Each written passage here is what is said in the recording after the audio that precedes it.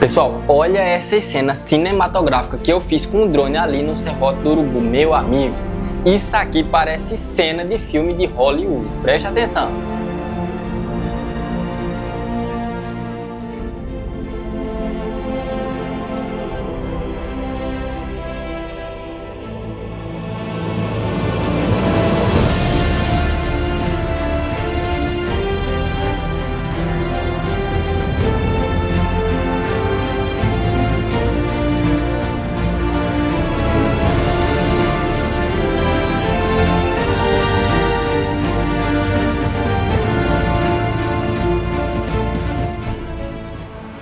E você, o que você achou desse vídeo aqui, mano? Na moralzinha, eu acho que dá pra mim fazer um filme, não dá? Comenta aí embaixo, sim ou não?